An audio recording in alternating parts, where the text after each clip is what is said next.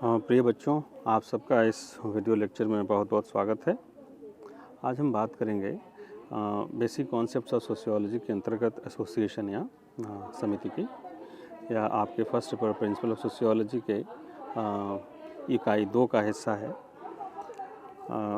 जिसमें समिति एक कॉन्सेप्ट के रूप में हमें पढ़ना है। देखिए, जब कुछ लोग मिलकर अपनी आवश्यकताओं या उद्देश्यों की पूर्ति के लिए सहयोग करते हैं और संगठन बनाकर प्रयत्न करते हैं, तो ऐसे संगठन को समिति कहा जाता है। समिति को परिभाषित करते हुए मैकाइवर पेज ने कहा है कि समिति मनुष्यों का एक समूह है जिसे किसी सामान्य उद्देश्य या उद्देश्यों को प्राप्त करने के लिए संगठित किया गया है।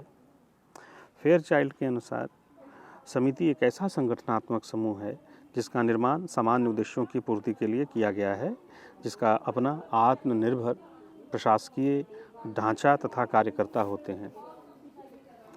इसी प्रकार से ऑगवन निमकॉफ ने भी समिति के बारे में बताते हुए कहा है कि एक ऐसा संगठन है जो प्रायः विशेष स्वार्थों की पूर्ति के लिए बनाया जाता है। इसका उद्देश्य अपने सदस्यों की विशेष या सामान्य इच्छाओं की संतुष्टि के अतिरिक्त और कुछ नहीं है। संक्षेप में, समिति को मनुष्यों के विचारपूर्वक बनाए गए एक ऐसे संगठन के रूप में परिभाषित किया जा सकता है जिसके एक या कुछ उद्देश्य हो सकते हैं और साथ ही जिसकी अपनी एक कार्यकारिणी भी हो सकती है। समिति की प्रमुख विशेषताएं या लक्षण।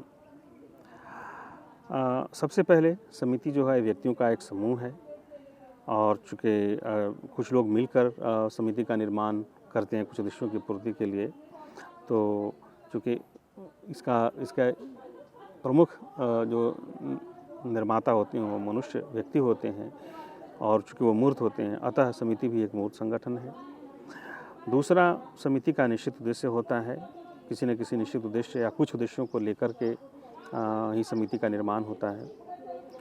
तीसरा, इसकी स्थापना विचारपूर्वक की जाती है, अर्थात समझ बूझ करके कुछ उद्देश्यों की पूर्ति के लिए हम एक संगठन का निर्माण करते हैं, उन्हें समिति कहा जाता है। प्रत्येक समिति में एक निश्चित संगठन होता है। संगठन के अभाव में कोई भी समिति अपने उद्देश्यों को ठीक से प्राप्त नहीं कर सकती। किसी भी भीड़ को संगठन के अभाव में हम समिति का दर्जा नहीं दे सकते। पांचवी जो विशेषता है वह ये है कि समिति जो है वह नियमों पर आधारित होती है।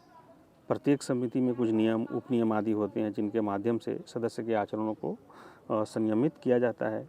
ऐसे नियमों में सदस्यता संबंधित योग्यता, सदस्यता शुल्क, कार्यप्रणाली आदि आते हैं। छठी विशेषता है कि समिति की जो सदस्यता है वह ऐच्छिक होती है। किसी भी समिति का सदस्य बनना या नहीं बनना पूर्णतः व्यक्ति की अपनी इच्छा पर निर्भर करता है। वो अपने हित या रुचि के अनुसार किसी भी समिति का सदस्य बन सकता है, और जब चाहे तब सदस्यता से त्यागपत्र भी दे सकता है। सातवीं विशेषता है कि समितियां अस्थायी प्रकृति की होती हैं और उद्देश्यों की प्राप्ति के लिए विचारपूर्वक जब बनाई जाती हैं और उद्देश्य पूरा जब हो जाता है समिति का, तो समितियां समाप्त हो जाती हैं।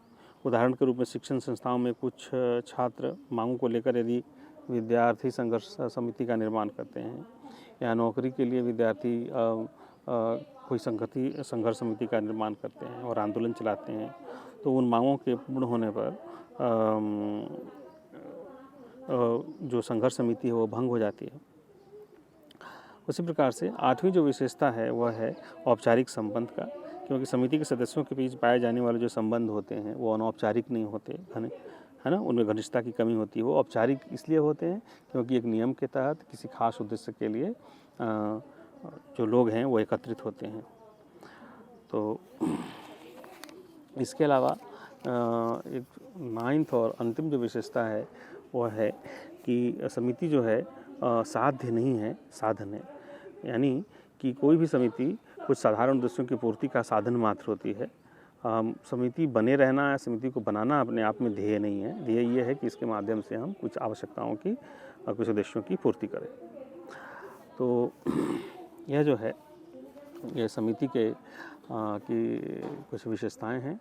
तो आज हमने इस वीडियो लेक्चर में समिति के अर्थ और परिभाषा और उसकी विशेषताओं के बारे में जाना।